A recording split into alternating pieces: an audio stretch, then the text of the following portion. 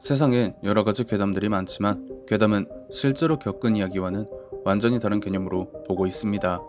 검통 공포라디오, 오늘 들려드릴 이야기는 시청자 혁이아빠님의 제보사연으로 혁이아빠님이 젊은 시절 보안업체에서 근무할 때 겪은 이야기라고 합니다.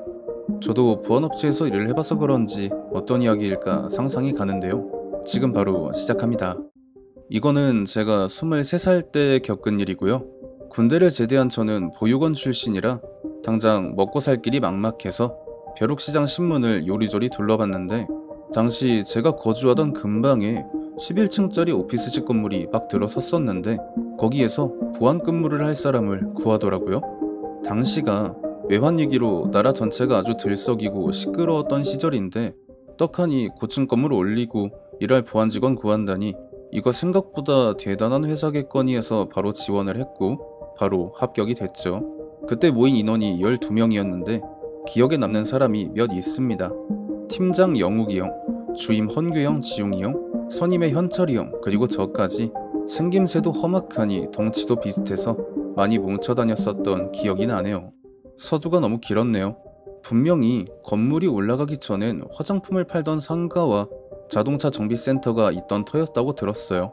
그래서 아니 무슨 공동묘지 터도 아니고 그렇다고 누가 죽어나간 터도 아니라고 분명히 들었는데 왜? 야간 순찰만 돌았다 하면 이런저런 잡음이 들려오는 건지 당최 이해를 할 수가 없었습니다. 새벽 2시쯤 상황실에서 보안 카메라로 순찰 동선 체크하고 있었는데 그 시간대 순찰 당번이었던 영수라는 저보다 2살 동생이었던 친구가 지하 주차장에서 갑자기 우두커니 서서 어디를 주시하더니 후레쉬를 버리고 정말 정신없이 어디론가 달려가는 모습이 포착이 된 거죠. 그래서 그때 보안 카메라를 보고 있던 헌규 형이 저한테 자리 지키라고 하곤 그대로 달려나갔습니다. 그렇게 몇 분 지나지 않아서 헌규 형이 영수를 질질 끌고 상황실로 돌아와서 막 자세히 얘기하라며 다그치는데 영수가 한다는 말이 B23번 라인 사각지대에 대결등 밑에서 웬 8살 정도 돼 보이는 남자애가 벽 보고 서 있길래 이 시간에 여기서 뭐하냐고 했더니 아빠를 기다리고 있었대요. 그래서 그럼 같이 기다려주겠다고 하는데 그 꼬마가 진짜요? 하면서 자기 방향으로 몸을 틀었는데 얼굴이 녹아서 흘러내리고 있는 모습으로 그러지 말고 저랑 같이 가요 아저씨 라고 하면서 웃었다고 합니다. 문제는 지하 주차장에서만 이런 일이 발생한 게 아니라는 거죠. 건물 전체에 뭐가 있는 건지 아니면 정말 터에 문제가 있는 건지 야간 순찰 당번들이 하나같이 입을 모아서 뭔가를 봤다, 뭔가가 따라온다 등등 여기서 일 못해 먹겠다고 그만두고 나가는 사람이 하루가 멀다 했습니다. 그러던 어느 날 개인 사정 때문에 일을 그만둔 지웅이 형 대신 제가 주임으로 올라간 지 2주쯤 지났을 때 밑에 애들이 야간 순찰 도저히 못 돌겠다고 너무 아우성들이라 어쩔 수 없이 애들을 대신해서 오늘만이라도 내가 나가보자 했습니다. 그렇게 새벽 2시 지하주차장부터 지상으로 쭉쭉 밀고 올라가는데 그만둔 지웅이 형한테 전화가 오더라고요. 형님 무슨 일이세요 이 시간에? 저는 반갑게 전화를 받았죠. 하지만 지웅이 형의 목소리는 전혀 반가운 목소리가 아니었습니다. 야, 내가 개인 사정이 있어서 그만둔댔잖아. 사실 개인 사정 같은 거 아니야. 무언가에 잔뜩 질린 목소리로 이렇게 말을 하길래 그럼 형님도 보신 거냐고 물어보는 제게 지웅이 형이 말을 꺼내더라고요. 지웅이 형이 그만두기 일주일 전 그날 야간 순찰 당번인 애가 저번 근무 때도 순찰 돌다가 막 이런 거 저런 거 겪었다고 너무 무서워서 갈 엄두가 안 난다고 부탁을 하니까 아니 왜 다들 이 난리냐고 하면서 마지못해 순찰을 나섰는데 지하를 다 돌고 3층에서 7층으로 올라가는 타임에 저 밑에 계단 쪽에서 또각또각하는 여성분들이 신는 굽 높은 구두 소리가 들려오길래 아직 오피스 사무실 퇴근 안 한 곳이 있나 생각을 하면서 계단을 올랐다고 합니다. 당연히 그 구두 소리도 계속 들려왔고요. 생각해보니 뭔가가 이상하더랍니다.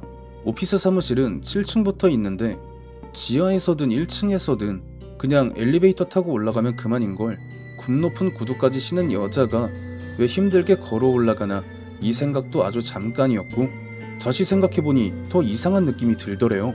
사람이 계단을 오르면 해당 층의 센서가 반응을 해서 점등이 돼야 하는데 밑에서 구두 소리만 들려오지 점등이 되는 걸 한 번도 못 봤다는 게 그때 가서야 뇌리를 스치고 지나갔다는 겁니다.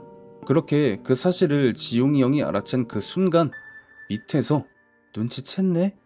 하는 야들야들한 여성의 목소리가 들려옴과 동시에 구두를 신은 상태로는 절대 낼 수가 없는 그런 템포와 스피드로 뛰어 올라오는 소리와 하이톤의 기분 나쁜 웃음소리가 동시에 들려오자 그대로 7층 문을 열고 들어가서 비상구 문을 잠궈버린 뒤 이게 무슨 일이지?